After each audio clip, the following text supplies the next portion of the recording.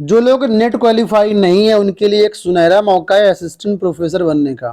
मध्य प्रदेश लोक सेवा आयोग की तरफ से नोटिफिकेशन जारी हुआ है स्टेट एलिजिबिलिटी टेस्ट यानी राज्य पात्रता परीक्षा 2023 के लिए।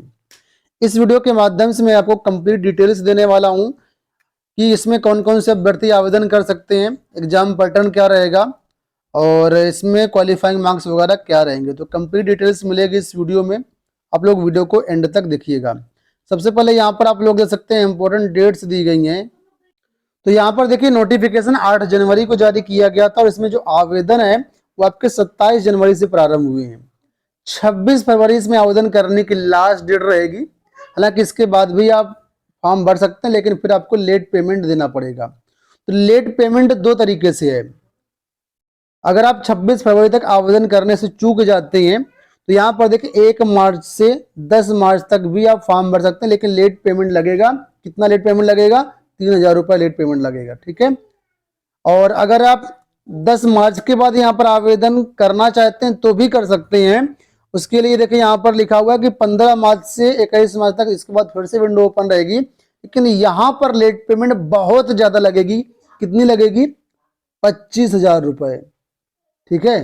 तो ये लेट पेमेंट दो तरीके से यहाँ पर रखी गई है।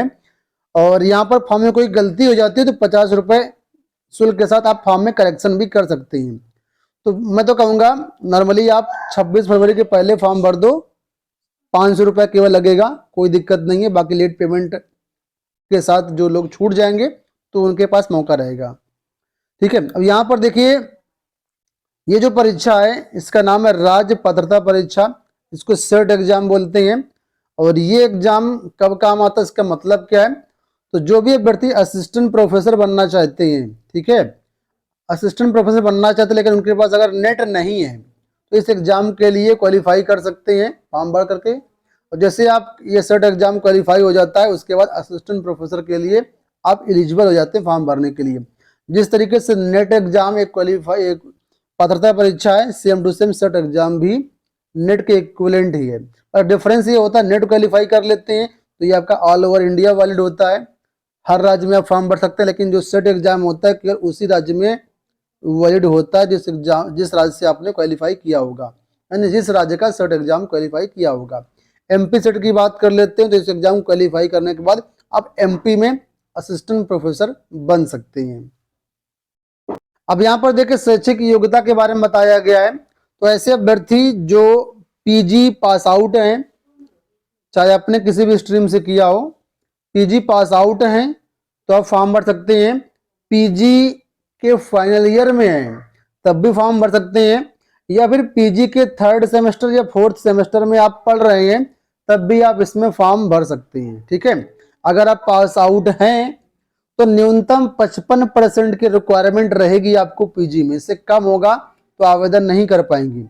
और अगर आप पास आउट नहीं अपियरिंग में तब भी कंडीशन यही रहेगी कि कम से कम 55% आपका होना चाहिए पास आउट होने के बाद, अदरवाइज फिर आप एलिजिबल नहीं रह जाएंगे। ठीक है। और रिजर्व कैटेगरी के अभ्यर्थियों के लिए यहाँ पर 5% की छूट भी दी गई है, यानी 50% रहेगा रिजर्व कैटेगरी के लिए। और जो रिजर्वेशन का लाभ है केवल एमपी के अभ्यर्थियों के लिए मिल पाएगा। ठीक है। यहाँ पर देखिए जिनका परिणाम अभी पीजी का जारी नहीं हुआ है वो भी इसमें जो है फॉर्म भर सकते हैं। आपको बताते हैं जो सेट परीक्षा होगी 36 विषयों के लिए हो रही है। आप किसी भी विषय से पीजी हैं तो इसमें फॉर्म भर पाएंगे। मैं 36 विषयों की पूरी लिस्ट जो अभी आपको इसी वीडियो में दिखा दूंगा। ठीक है। लगभग सभी विषय इसमें इंक्लूड हो जाते हैं। और यहाँ पर एक तौर पर लिखा हुआ है कि अगर आपने एक से अधिक विषयों में पीजी किया हुआ है तो जो आपका मेन सब्जेक्ट है पीजी में जो, ठीक है, उसी विषय से आपको आवेदन करना है। आपको 2 विषयों से आवेदन नहीं करना है, अदरवाइज आपका फॉर्म निरस्त कर दिया जाएगा और आप एक ही विषय में परीक्षा के लिए एलिजिबल हो पाएंगे। फॉर्म इसका ऑनलाइन भरा जाएगा और परीक्षा इसकी ऑफलाइन होगी। ऑफलाइन का मतलब पेन पेपर परीक्षा होगी और ये केवल एमपी में ही करवाई जाएगी। तो वहां जाकर के आपको जो एग्जाम देना पड़ेगा, किसी भी तरीके से आपको यात्रा भत्ता नहीं दिया जाएगा।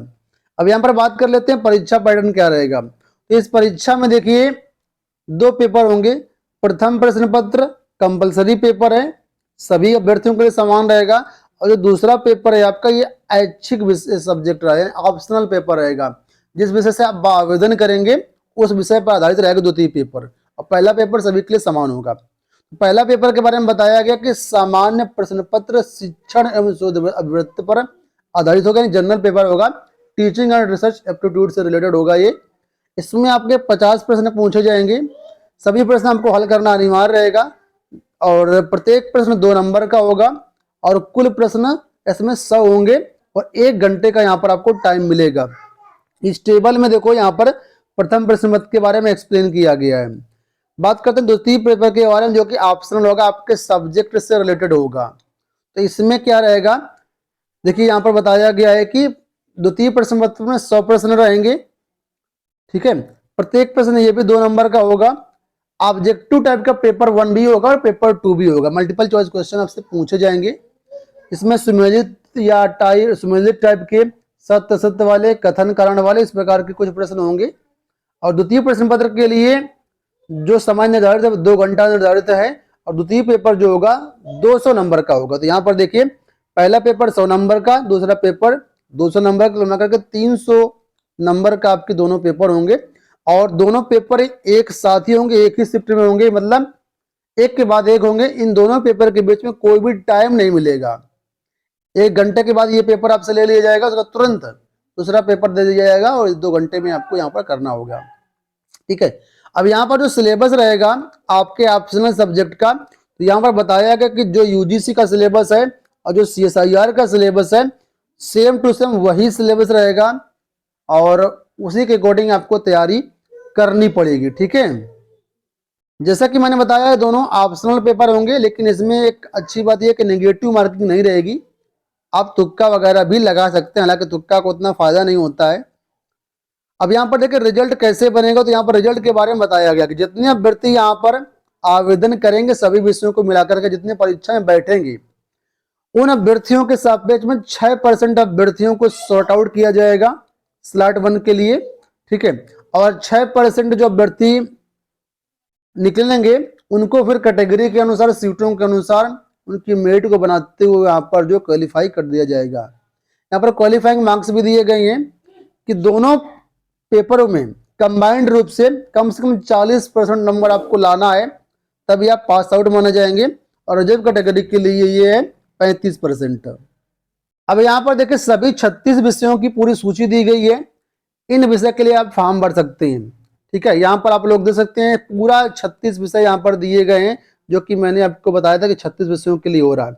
यहाँ पर जो समझने वाली बात ये है, सपोज करो आपने भौतिक विज्ञान से फॉर्म भरना चाहते हैं, ठीक है, तो कौन कौन से भौतिक विषय के रूप में मान्य होंगे भौतिक विज्ञान के रूप में, तो physics, applied physics, material science, electronics, इन चारों विषयों में से किसी से भी आपने पीजी किया होगा तो आप फिजिकल साइंस के लिए यहाँ पर फॉर्म भर सकते हैं। इसी तरीके से गणित के लिए, इसी तरीके से सभी सब्जेक्ट के लिए यहाँ पर जो है पूरा टेबल वाइज बताया गया है। यानी जो यहाँ पर पेपर होंगे, जो कोर्स मान्य होंगे, वो यहाँ पर दिए गए हैं।